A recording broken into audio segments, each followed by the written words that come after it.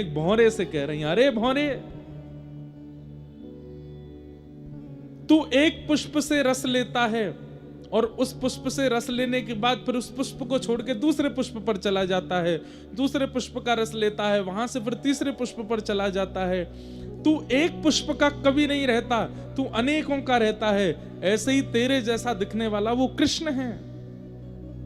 हम ब्रज की सब गोपियों के मध्य में रास रचाया, हम सबसे प्रेम की डोर बांधी और अब हमें छोड़ के मथुरा चला गया।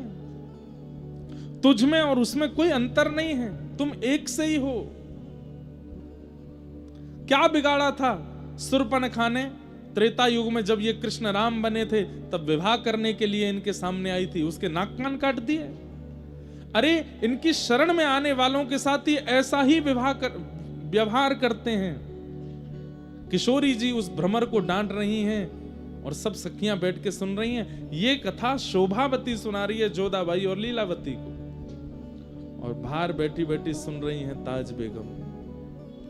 जैसे जैसे वो कृष्ण नाम बोलती हैं तैसे तैसे मानो ताज बेगम के पूरे शरीर में जैसे कोई स्फूर्ति जैसी आ जाती हो।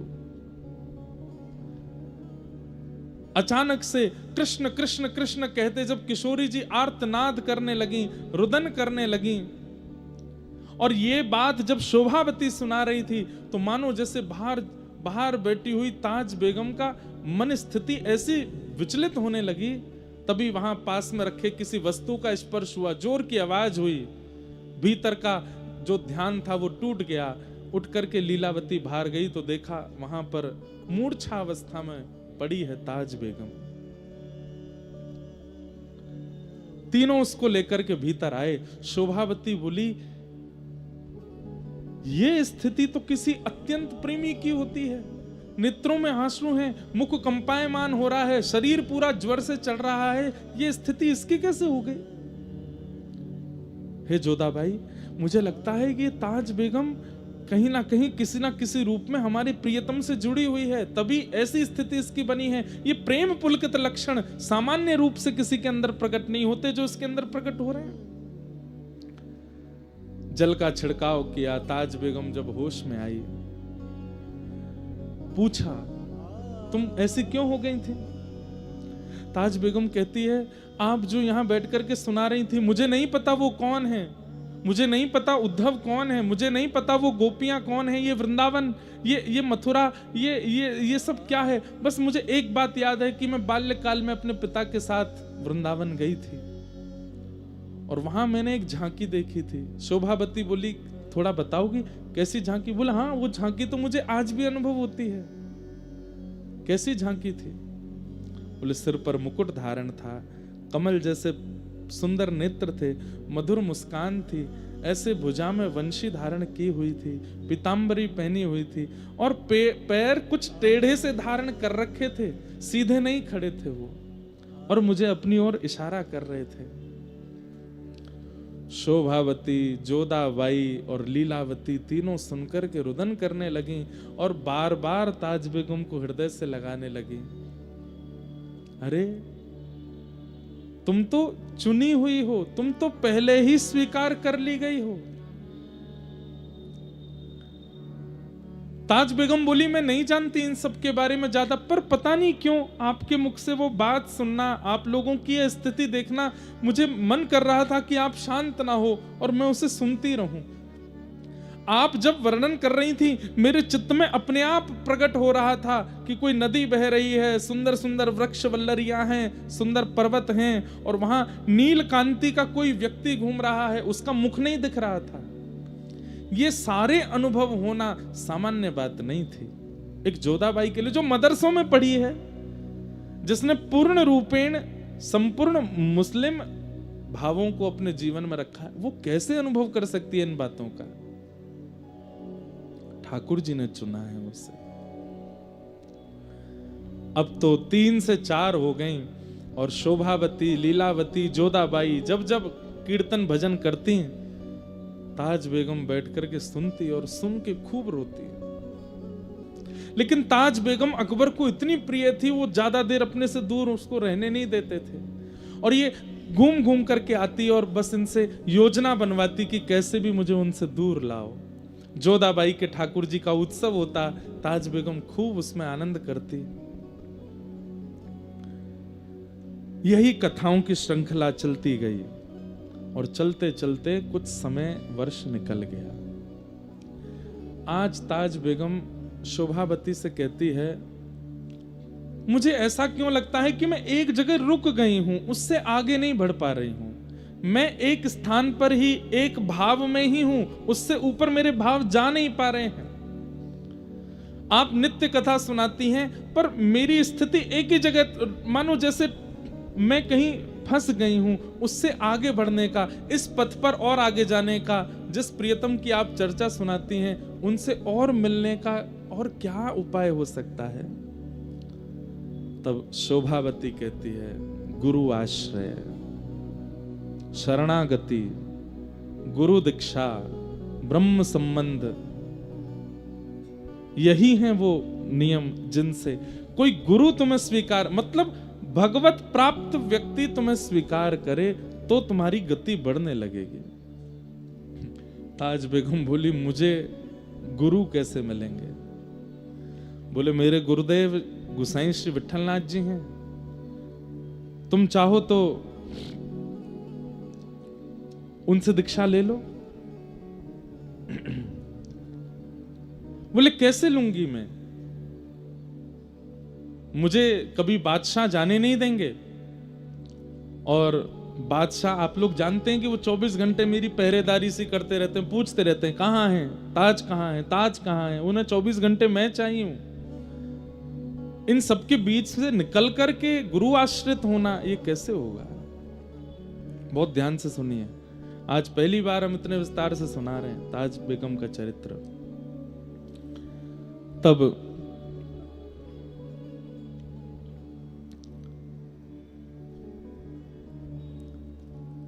लीलावती, शोभावती ने कहा, पत्र लिखो और पत्र में गुरुदेव से ही पूछो कि इसका समाधान कैसे हो।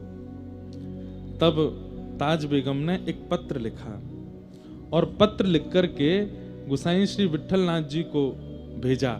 उस पत्र में लिखा कि मैं ऐसे ऐसे, ताज बेगम मेरा नाम है, मैं अकबर की पत्नी हूं, मेरे लिए बहुत दुष्कर है कृष्ण भक्ति करना, पर मैं फिर भी करती हूं, मुझे क्या क्या अनुभव होते हैं वो सब लिखा।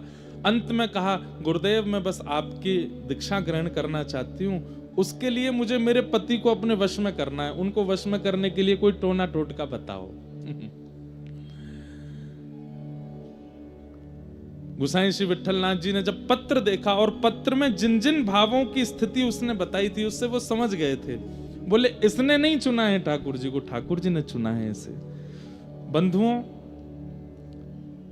महीने 2 महीने में अधिकतर वृंदावन के स्वप्न आना, बार बार यमुना जी का दर्शन होना, बार बार वृंदावन रज की स्मृति होना, बार बार ब्रजवासी और ब्रज के रसिक संतों का स्वप्न में आना,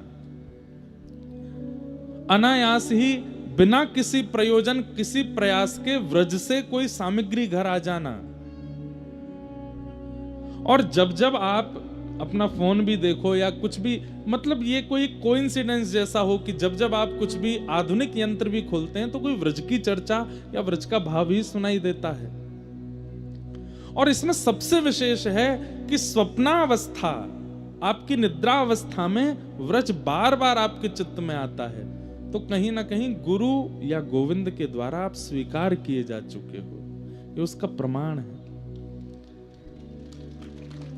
ताली तो आपने ऐसे बजाई जैसे सबको स्वप्न आता है वृंदावन का, नहीं। महीने में 1 बार आ गया, 2 महीने में 2 बार आ गया, ये नहीं, बार बार आता है, बार बार स्मृति होती है वृंदावन की, कुंज गलियों का अनुभव होता है।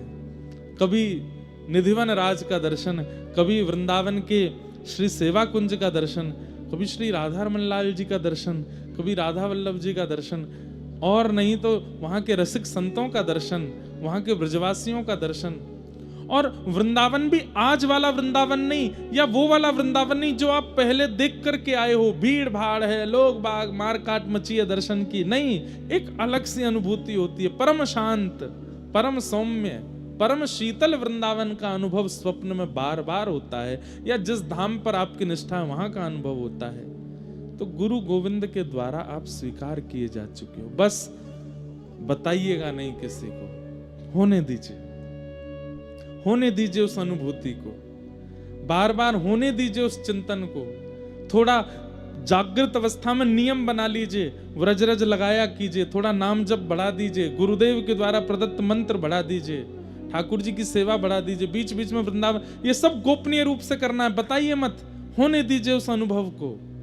एक दिन वही अनुभव एक ऐसी स्थिति पर ले जाएगा जिस स्थिति की प्राप्ति के लिए तरसते हैं वैष्णव जन। बस एक चीज का ध्यान रखना है, रस बतावे से रस घटे, बताना नहीं है।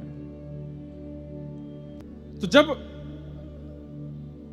पत्र में लिख करके गुसाई जी से पूछा कि ये मेरी स्थिति है, अंत में लिखा कोई टोना टोटका बताइए जिससे मेरे पति मेरे वश में हो जाएं और ये मुझे आपके शरणागति लेने की आज्ञा दे दें। तो हंस करके एक ताम्र पत्र पर कुछ लिखा और उसको एक ताबीज में डाल करके काले कपड़े से बांध करके और गुसाई विठलनाथ जी ने भिजवा दिया अकबर के पास। ताज खां के हाथ जब वो पड़ा तो बोले कि ये ताबीज भेजा है गुसाई जी ने और लिख दिया था कि इसको अपने पति के गले में बांध दो। ताज खां से प्रेम तो करता ही था अकबर। गई और जाकर के पति से कहा, देखो आपको नजर ना लगे, आपको कोई इतने, आप युद्ध में जाते रहते हो, आपकी सुरक्षा के लिए मैंने एक ताबीज बनवाया है, आपको पहना दूं। वो प्रेम तो इतना करता है, अरे तुम जो चाहे को लाओ पहना दो। गले में पहना दिया। अब अकबर की 1 2 3 4 नहीं अनेकों पत्नियां थीं, वो सब ताज बेगम से चिढ़ती थी। उन सब ने ये देखा कि इसकी कोई ऐसी बात निकाल के लाओ कि जो हम अकबर को बताएं तो वो इसको त्यागे।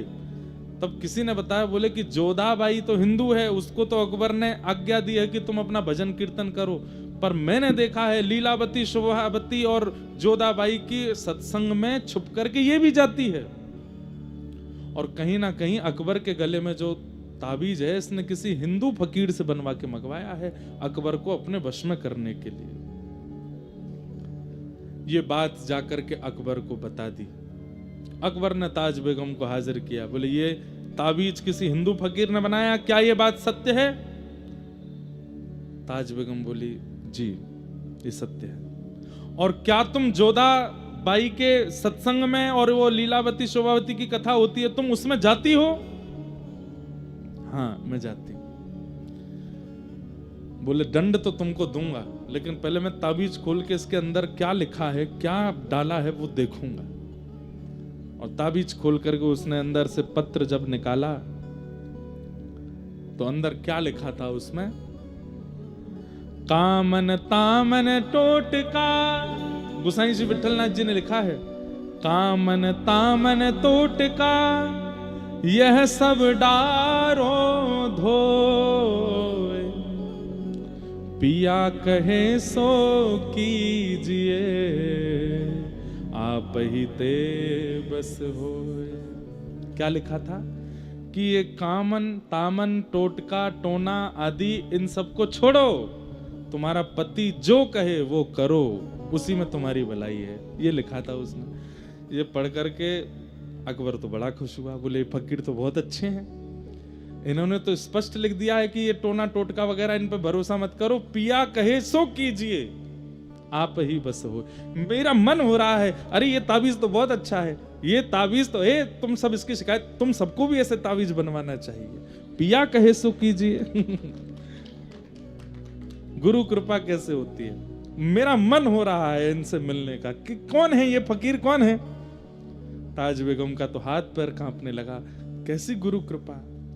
ताबीज में ऐसा क्या लिख के दिया है कि वो राजा के मन में, अकबर के मन में आ गया कि मुझे मिलना है इनसे। बोले गोवर्धन में विराजते हैं गुसाई श्री विठलनाथ जी।